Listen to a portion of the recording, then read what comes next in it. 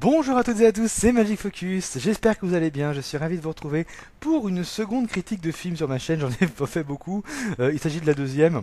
La dernière était celle de sur Coco, et là évidemment on va traiter de Toy Story 4, donc c'est une critique qui sera avec spoiler, voilà, je le dis dès le départ, puisque je suis pas capable de faire des critiques sans spoil, hein, ça c'est pas de mon niveau. Bah voilà, il y aura des critiques avec spoiler. Voilà, si vous désirez ne pas être spoilé, bah regardez pas la vidéo, vous y reviendrez dessus plus tard si vous le souhaitez. Mais en tout cas, sachez qu'il y aura du spoil. Alors qu'est-ce que j'ai pensé de Toy Story 4? Eh bien, c'est une très bonne surprise, hein, là où beaucoup étaient inquiets de la suite qu'on pouvait faire à cette très belle trilogie qui était, on va dire, parfaite. Eh bien, Toy Story 4 n'est pas le Toy Story de trop. Je trouve qu'au contraire, on aborde d'autres sujets plus profonds et que c'est finalement la conclusion la plus ultime qu'on pouvait faire à la saga. Ce que j'aime beaucoup dans cet opus de Toy Story, c'est que c'est un petit peu plus mature que les autres. On a une profondeur psychologique sur la place existentielle du jouet. Quelle est sa place réelle? Est-ce que le jouet est-il vivant parce qu'il est aimé par un enfant? Est-ce qu'il peut être aimé par plein d'enfants? Vivre finalement en dehors du cadre de son propriétaire finalement? Est-ce qu'il peut être aimé par plein d'enfants à l'extérieur? Quelle est sa mission? Et finalement, le fait de passer à autre chose, faire des choix, des sacrifices, c'est un message de courage sur le fait aussi de s'émanciper. Donc vraiment, ça donne un ton plus mature. Et ça, pour moi, ce sont des messages forts à faire passer aux enfants. Et encore une fois, Pixar a un très bon niveau de lecture, avec à la fois le niveau de lecture des enfants et le niveau de lecture des adultes. Ça parle énormément. C'est finalement ce qui se questionnait sur le but de la vie, hein, qui on est.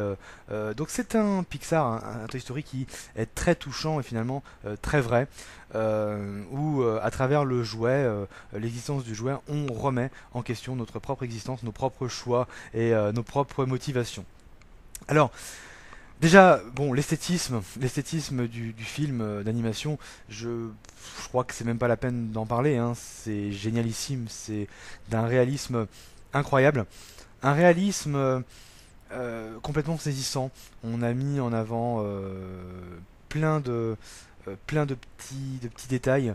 Quand la pluie tombe, on a vraiment l'impression que ça se déroule à l'extérieur. L'herbe est plus vraie que nature. On a de la poussière que l'on voit virevolter. Enfin voilà, Pixar a vraiment créé là une dimension encore jamais vue pour ma part. En tout cas, on voit déjà la différence avec Toy Story 3 et même la différence avec Coco, qui est un chef-d'œuvre à ce niveau-là. Donc l'esthétisme est absolument excellent, l'animation est très belle. Ils ont fait un travail là de dingue. C'est quand même pour moi le meilleur studio à ce niveau-là, même s'il y a de la concurrence, on peut dire qu'ils sont très forts. Et ce qu'ils ont fait avec Toy Story 4, c'est une claque visuelle, mais en même temps on pouvait s'y attendre et c'est absolument génial ce qu'ils ont fait. Alors au niveau de l'histoire, c'est assez simple, hein, finalement. Woody est délaissé par Bonnie, mais il essaye de la rendre heureuse et il l'accompagne pour son premier jour d'école où elle fabrique Fourchette. Fourchette qui n'est pas vraiment un jouet, qui est plutôt un jouet fabriqué par Bonnie qui est fait à base de déchets. Et Fourchette est essentiel pour Bonnie alors que celui-ci pense qu'il ne sert à rien. Donc Woody va tout faire pour le sauver, le raisonner, lui dire qu'il est très important pour Bonnie. Et derrière ça, Woody se raccroche un petit peu en quelque sorte à ses souvenirs avec Andy, etc. Donc il sait de quoi il parle et en même temps il est probablement en train de se dire et si je rendais Bonnie heureuse indirectement en quelque sorte puisque Woody est délaissé par sa propriétaire. Alors bien sûr, il va être interloqué par une lampe dans un antiquaire qui va faire penser à la lampe de la bergère. Donc il va après bien sûr tomber sur la bergère et il y a tout un tas d'aventures qui s'en suivent. Euh, et bien sûr il va rencontrer des jouets qui vont lui donner une vraie leçon de morale aussi. Donc ça j'y reviendrai au niveau des personnages. Euh, Voilà, donc bien sûr, il y a l'histoire d'amour qui est aussi centrale entre la bergère et Woody qui va ici pouvoir librement se poursuivre. C'est vrai que les nouveaux jouets qu'il va rencontrer ont un parcours touchant qui vont donc faire évoluer Woody et le faire se recentrer sur lui-même. Hein, ça, c'est quelque chose de très important. Alors, euh, qu'en est-il qu'en est-il des personnages? Alors, on a je dirais le gros de l'intrigue hein, va reposer sur Woody. Woody, c'est le personnage principal de Toy Story 4. C'est vraiment le personnage qui va faire que on va se recentrer sur lui. C'est l'histoire. L'histoire tourne autour de Woody. Hein. Donc voilà, c'est un personnage qui est extrêmement sympathique, je trouve, dans ce quatrième volet, et qui évolue énormément. Il va beaucoup évoluer parce que il aura vu des choses dont il ignorait finalement l'existence. Il va se rendre compte de certaines choses qui vont le faire penser autrement le faire détacher un petit peu de ce qu'il a toujours cru, hein, à savoir que un enfant était heureux uniquement avec son jouet et qu'un jouet était heureux uniquement avec un propriétaire. C'est assez intéressant la façon dont c'est mené. Et je trouve que Woody a la plus belle évolution psychologique dans ce Toy Story 4, hein, clairement. Et ça fait du bien de voir cette évolution, ça fait du bien de voir un Woody qui est à la fois attachant et qui reste le même sur certains aspects et qui est complètement nouveau sur d'autres aspects parce que finalement on vit on vit les aventures aussi avec Woody, on découvre les choses en même temps que lui, et dans notre tête on se dit la même chose que lui, les mêmes choix, on se met carrément à sa place, et ça je trouve vraiment ça génial. Alors, la bergère, évidemment la bergère, alors là c'est l'un des personnages les plus importants de Toy Story 4, la bergère qui a complètement changé, qui vit entre guillemets dans la rue, qui n'est plus attachée au moindre propriétaire, et elle est extrêmement heureuse, elle est même badass, on a quelqu'un là qui s'affirme énormément, c'est vraiment un personnage qui a évolué énormément depuis Toy Story 2, et je trouve que elle mène extrêmement bien l'histoire, hein, l'intrigue, elle mène bien les personnages, on sent qu'elle est un peu directive et j'aime beaucoup. C'est un personnage qui vraiment est à la fois très très décisionnaire, très ferme dans ses idées et qui à la fois est très douce aussi comme on l'a connu avant. Donc c'est je trouve un bon mix entre les deux et clairement elle est extrêmement ferme. On va dire que voilà elle sait ce qu'elle veut et c'est vraiment j'aime beaucoup la bergère dans ce nouvel opus. Et heureusement qu'elle est comme ça parce que sinon l'histoire n'aurait pas pu se faire ainsi. Donc voilà, ça c'est plutôt une bonne chose. Les nouveaux jouets, hein, alors bon bah Fourchette, Fourchette c'est intéressant, c'est un jouet fabriqué à base de déchets par Bonnie. Ce qui est intéressant, c'est que c'est un jouet qui met du temps à comprendre la signification de son existence, et puis au fur et à mesure qu'il va là aussi évoluer et comprendre que finalement bah, il est important pour Bonnie. Ça c'est super de voir cette évolution là, je trouve. Donc encore une fois, hein, on revient sur l'existence même d'un jouet, etc. Ça tourne beaucoup là-dessus et c'est vraiment très intéressant. Ça abordé, on va dire différemment. Hein, pareil, hein, Gabi Gabi qui est la méchante, pas si méchante, qui d'un côté paraît très effrayante avec ce côté poupée film d'horreur des années 50 et puis qui a un passé douloureux qui est cassé donc effectivement qui ne peut plus plaire et on a là aussi hein, une question sur le fait de plaire. Est-ce que avec tel attribut en moins, tel aspect physique en moins, est-ce qu'on peut toujours plaire à d'autres personnes? Ça renvoie aussi beaucoup à l'apparence physique aussi, par exemple, pour séduire, tout simplement. Hein. Là, on est sur des thèmes qui nous parlent à tous, la confiance en soi, etc. Ce personnage est très touchant là-dessus, a aussi une belle évolution, arrive évidemment à trouver propriétaire à la fin et à sortir de l'antiquaire. Et c'est, je trouve, là aussi très touchant. On a bien sûr le Canadien à moto, Kaboom, qui apporte une touche d'humour, mais qui lui aussi va être obsédé un peu par la perte de son propriétaire et ils ont tous été jetés à la poubelle ou en tout cas mis de côté pour des raisons différentes. Gabi Gabi c'est parce qu'elle a été défectueuse donc dès le départ ils l'ont mis de côté. Kaboom bah, c'est parce que il n'était pas aussi performant qu'à la publicité. Donc voilà ils ont tous leur histoire mais qui se rejoignent finalement sur les mêmes questions que j'ai déjà évoquées. Chaque personnage va faire évoluer l'histoire avec des tournants auxquels on ne s'attend pas forcément, notamment Gabi Gabi, c'est un bon tournant, on la sent méchante gentille hein, dès le départ et finalement on est touché par son histoire et on comprend mieux sa réaction finalement. Woody qui va devoir aussi faire des sacrifices pendant cette histoire, ça c'est quand même génial donc voilà. Alors qu'en est-il du reste du groupe? Parce que ah oui, alors, j'ai pas parlé des deux peluches là gagnées, enfin qu'on peut gagner à la fête foraine, qui eux attendent l'amour d'un enfant, mais qui sont, je trouve, un peu lourdingue. Franchement, c'est les personnages que j'ai le moins aimé. Voilà, c'est très lourdingue, c'est la voix de Jamel Debbouze, donc ça m'insupporte. J'ai l'impression de retrouver Jamel Debbouze et non pas des jouets que l'on voit à l'écran. C'est dommage. Donc voilà, j'ai pas trop aimé ces jouets-là. Alors ils apportent leur contribution, mais c'est vraiment gaguesque. C'est les sidekicks gaguesques du Toy Story 4, il en faut bien. Donc voilà, je suis pas forcément fan. Et on retrouve tous les autres jouets, ceux de Bonnie, ceux de Sunnyside aussi, euh, et ceux et de toujours, la bande, qui est en retrait.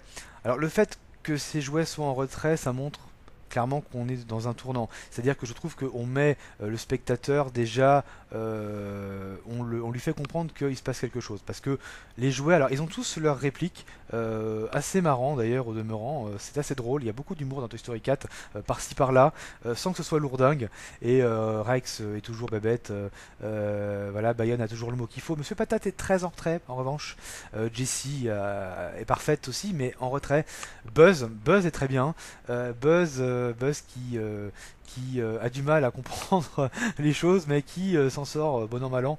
Il y a tout un truc autour de la voix intérieure, et Buzz pense que la voix intérieure, c'est pas la voix de la conscience, mais celle de son jouet en lui-même quand il appuie sur ses touches.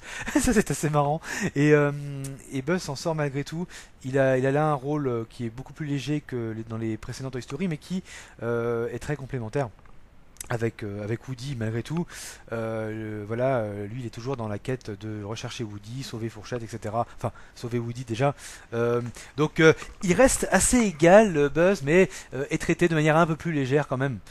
Il est assez en retrait par rapport aux autres et ça fait que le spectateur pardon, se détache, clairement, se détache au fur et à mesure du reste du groupe.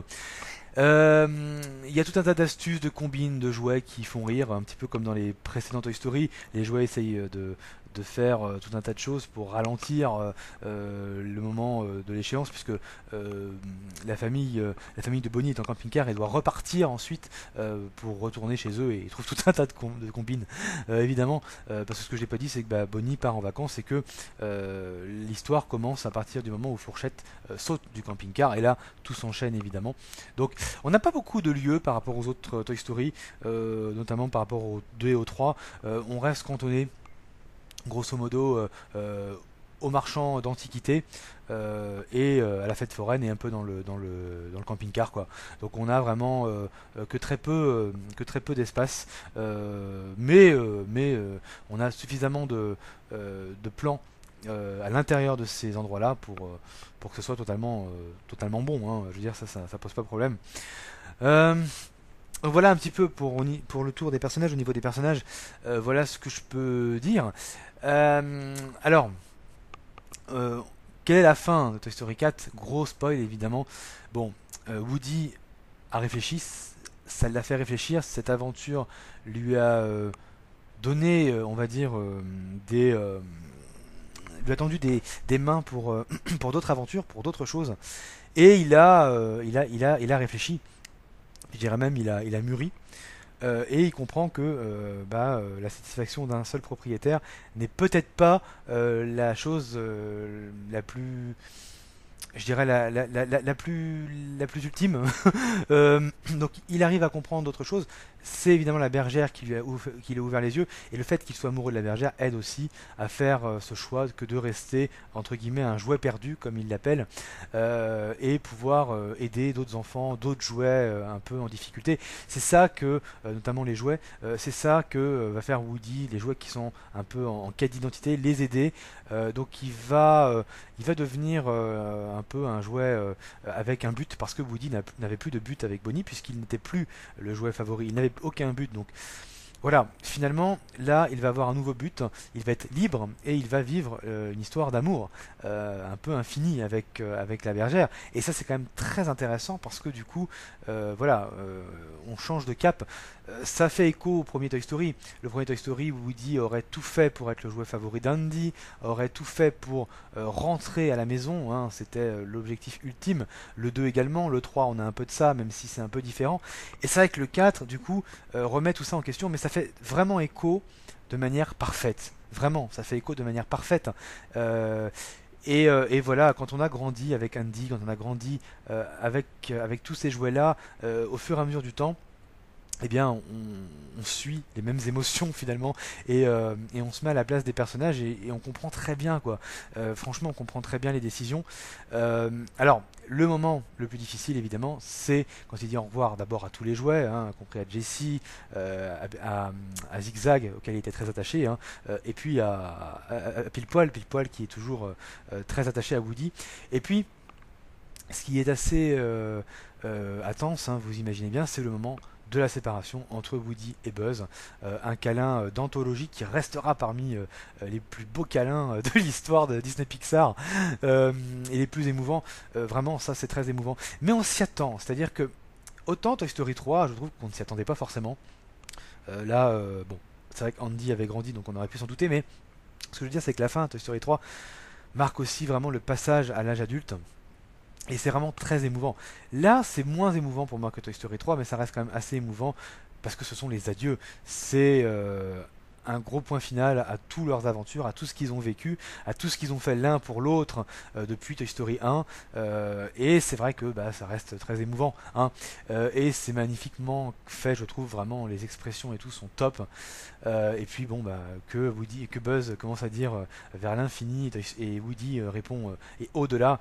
Et là voilà évidemment on a l'émotion intense de Toy Story 4 et de la fin de la saga. Enfin, je pense. C'est une conclusion qui est pour moi parfaite. Alors, indispensable, peut-être pas à 100%.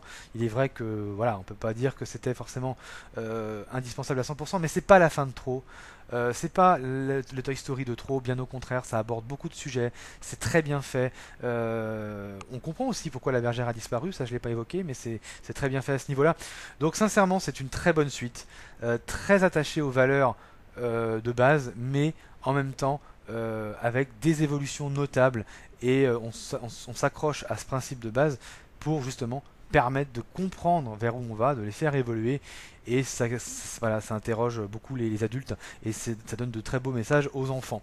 Donc vraiment un très très bon Toy Story 4. Courez le voir, foncez le voir, vous n'allez pas regretter. Il y a de l'humour, il y a des séquences d'émotion. Ça passe très vite en plus, vraiment ça passe très vite, l'animation est formidable.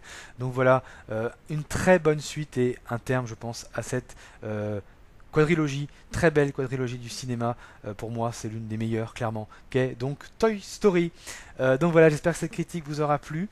Voilà, n'hésitez pas à liker, à commenter si vous avez déjà vu le film aussi, hein, pourquoi pas, à vous abonner, ça me fait énormément plaisir. N'hésitez pas. Et puis, bah, quant à nous, on se retrouve dans une prochaine vidéo. Merci d'avoir regardé. Salut, salut, à bientôt.